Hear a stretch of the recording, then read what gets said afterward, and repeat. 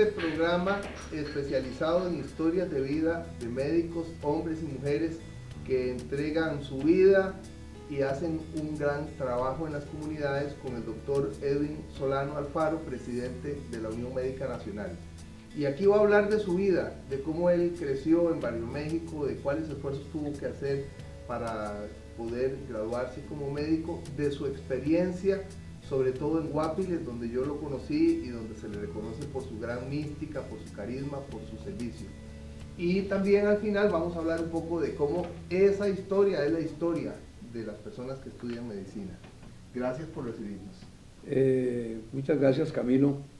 Es un placer para mí poder hablar un poco sobre la experiencia que me tocó vivir para llegar a formarme como un profesional en medicina.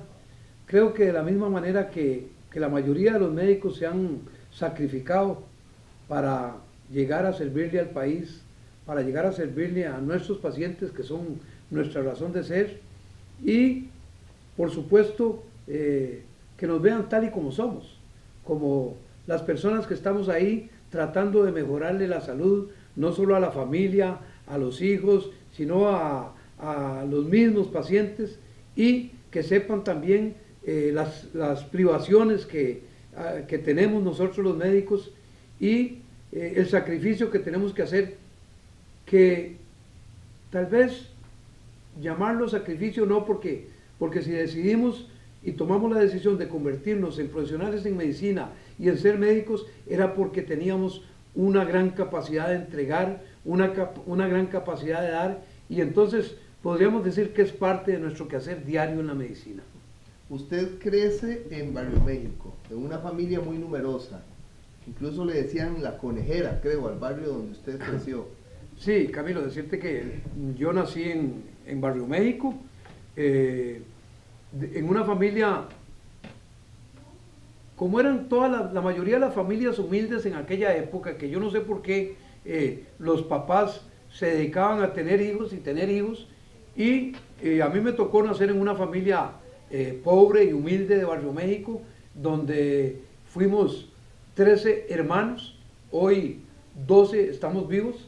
Imagínense ustedes lo que significaba en aquellas épocas, donde había que hacer tanto sacrificio, donde el trabajo que realizaban nuestros padres no era remunerado de la mejor manera, y entonces indudablemente que me tocó sacrificarme mucho para poder lograr un deseo que tuve desde muy pequeño, porque desde que tenía como 5 años yo decía, yo voy a ser médico, yo voy a ser médico, yo quiero ser doctor, yo voy a ser doctor.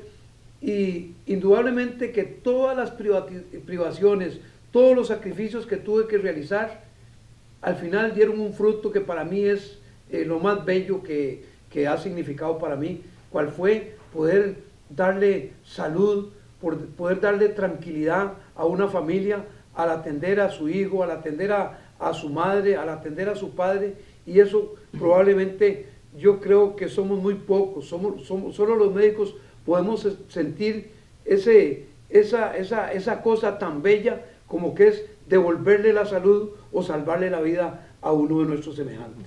¿Cómo fue su niñez? Cuéntenos un poco, bueno, cuáles privaciones vivió en la escuela, en el colegio, ese esfuerzo que tuvo que hacer para poder seguir estudiando. Vea, Camilo, yo entré a la Escuela República Argentina en Barrio México.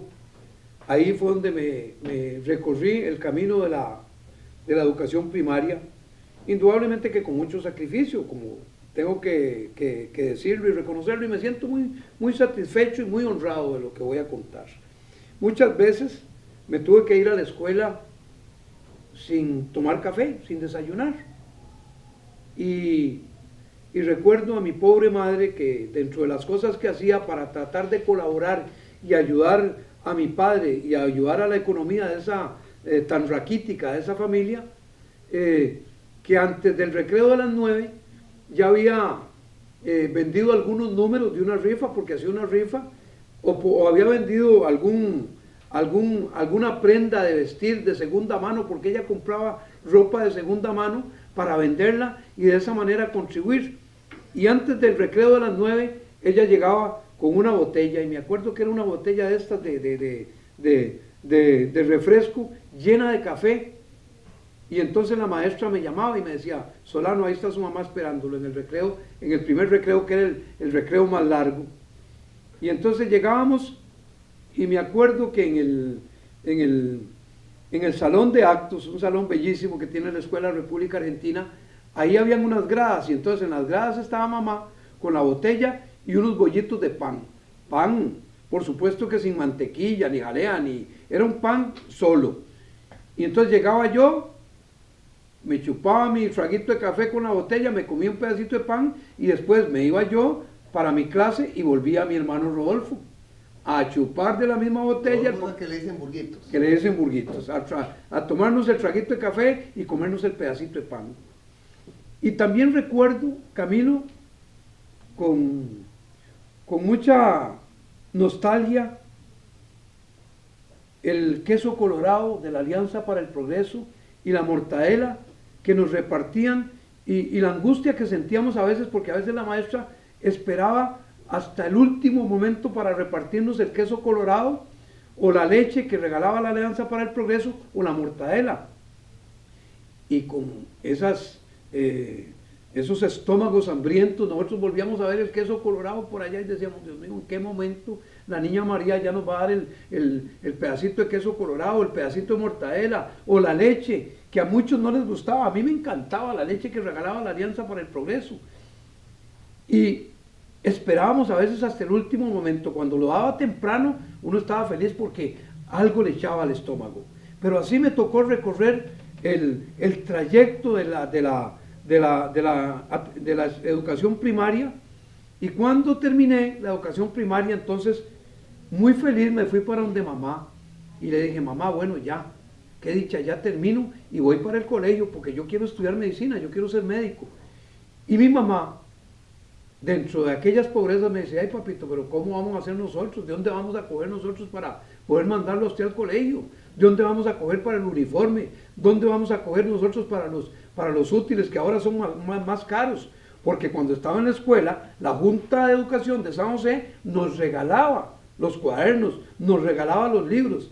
Y entonces mamá, preocupada, me dijo eso, y entonces lo que hice fue ponerme a llorar. Y me fui así a la casa de una familia que le tengo un gran respeto y le tengo un gran cariño, la familia Patiño Ramírez, a la que yo cuando estaba libre me iba y les hacía los mandados y les limpiaba las canoas, y a veces limpiaba la casa y les limpiaba el solar, y eso me permitía que ahí yo podía almorzar en esa casa, y de alguna manera me daban 25 centavos, 50 centavos, que me permitía a mí para hacer una fiestica con mis hermanos, con melcochas, con confites que eran a 3 por 5, y entonces de esa manera yo contribuía también a que mis hermanos también se beneficiaran de eso. Pero cuando llegué donde doña Lela, la abuelita de estos muchachos, de los Patiño Ramírez, me dice, dígame una cosa, Edwincito, ¿por qué está llorando?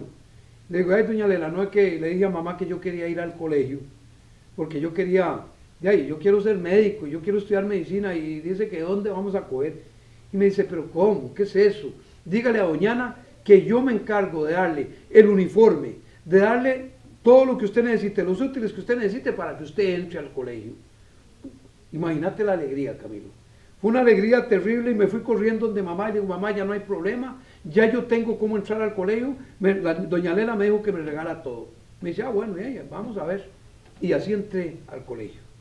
Pero en el colegio además ya me di cuenta que la Municipalidad de San José daba una beca de 30 colones a los estudiantes que eran más o menos buenos estudiantes y de bajos recursos. Eso me permitió tener una beca de 30 colones, que no solo me permitía comprarme una camisita de vez en cuando y comprar alguna cosa, sino que además me permitía de vez en cuando invitar a mi esposa Mariela Osoy, que era novia mía en aquellas épocas, y invitarla de vez en cuando a comernos algo o ir al cine, cuando el cine costaba 50 centavos la entrada. Así recorrí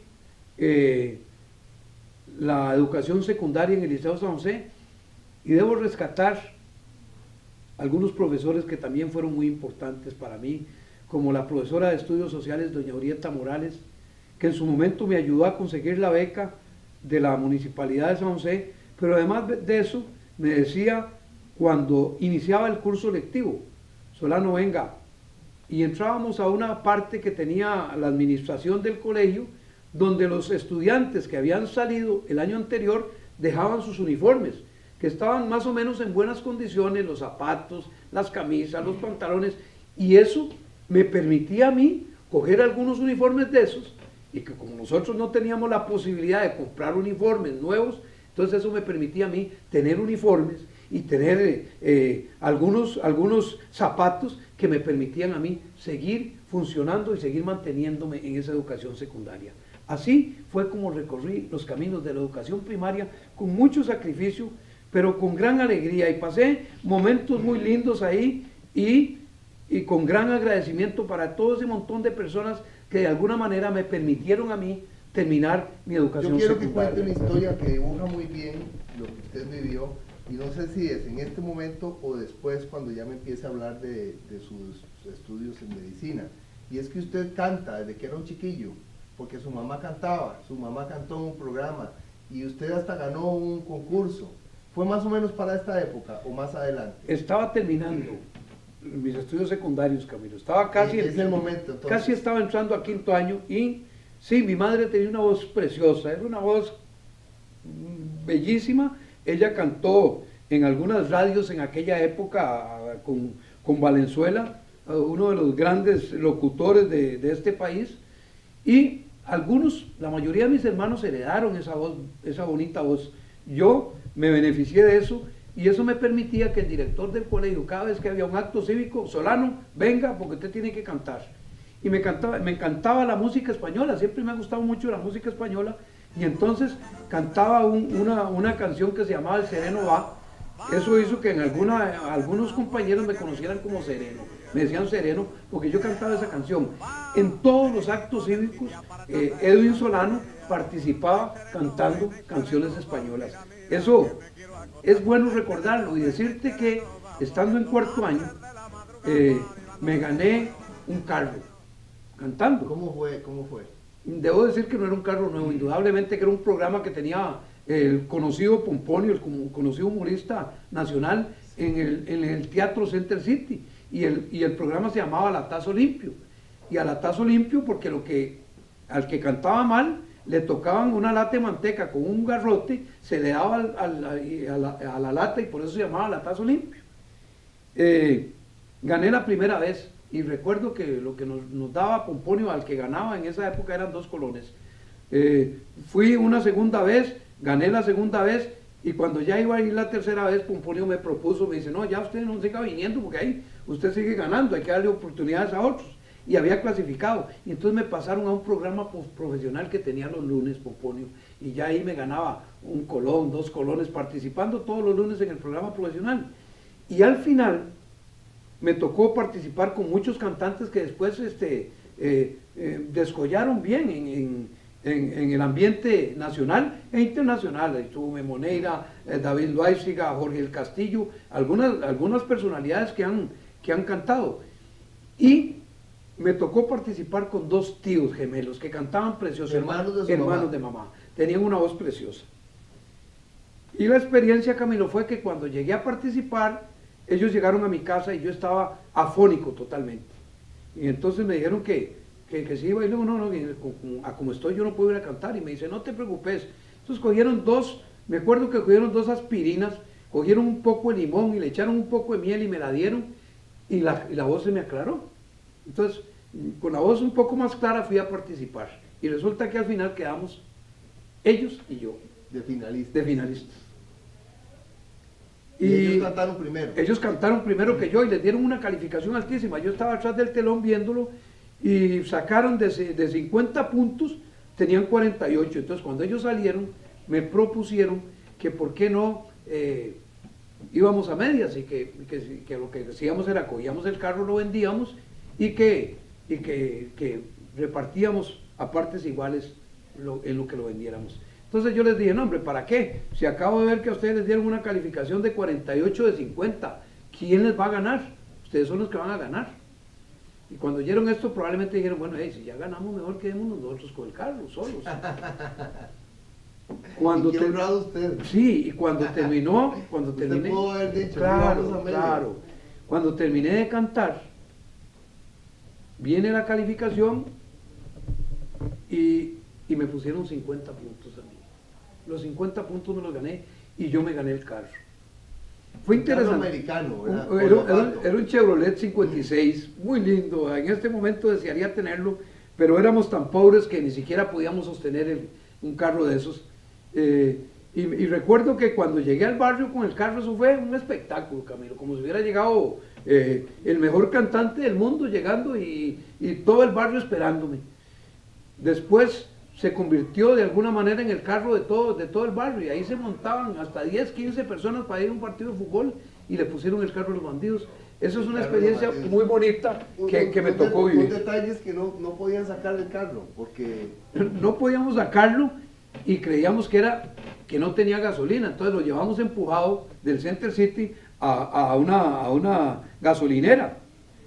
Cuando llegamos ahí, de ahí, y resulta que no era gasolina, entonces le abren el capó y resulta que era que los bornes no estaban conectados. Imagínense ustedes la ignorancia nuestra de qué era lo que había que revisar para ver si el carro funcionaba o no. No sabían manejar. No sabían manejar, apareció un señor ahí, el papá de un amigo nuestro, que era el que sabía manejar y fue el que nos terminó llevando a Barrio México, hasta el barrio nuestro ahí, que como decías vos, como en nuestra familia habían tantas, y cada año nacían 3 o 4 hijos, le pusieron una conejera, porque salían así como si fueran conejos. Su papá y los hermanos. Mi papá y ahí vivían los 7 hermanos, y entonces eran familias de 7 hasta 12, de 12 hijos, imagínese usted, por eso fue que le pusieron la conejera. ¿Y cómo entra usted a la universidad? De nuevo ahí hay resistencia familiar. Ya cuando defino ir a la universidad, le vuelvo a decir a mamá y a papá, voy para la universidad.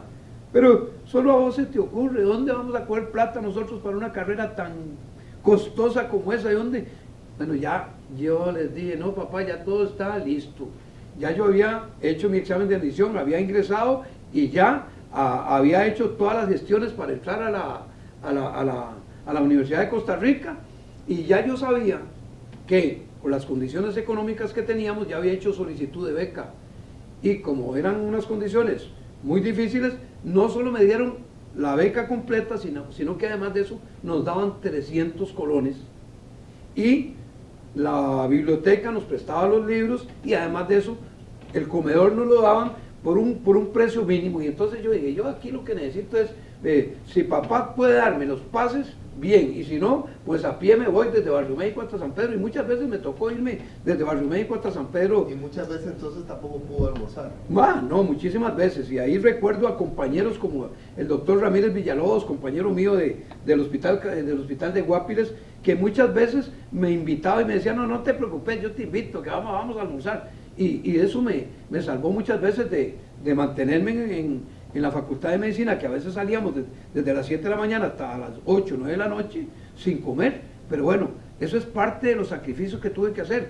Con una beca de 300 colones ya eso me permitía comprarme algunas cosas que yo necesitaba y de vez en cuando meterle el hombro a papá para los gastos familiares. Aquí debo reconocer también a mis hermanos, a mi hermano Walter, que Dios me lo bendiga. Él prestaba ropa, ¿verdad? Por el sacrificio, él, mi hermana mayor, mi hermano Rodolfo, mi hermano Roberto, más de una vez me decían, coge ese pantalón para que vayas, coge esa camisa.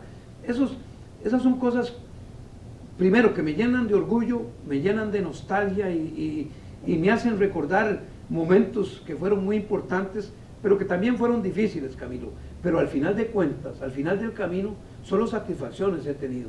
Solo satisfacciones, la satisfacción que da el haber terminado, el haber finalizado, el poder darle algo a mis semejantes, el poder devolverle a esas personas que muchas veces vi entrar a mi consultorio, en donde yo reconocía la pobreza y el hambre, Camilo. Muchas veces me tocó ver gente que llegó a mi consultorio allá en Guapiles, que lo que llevaba era hambre, y que no era tanto enfermedad, y al que pude de alguna manera darle una muestra de lo que yo podía entregar y debo decirlo, en más de una ocasión tuve que que entregar algo de lo mío para dárselo a él.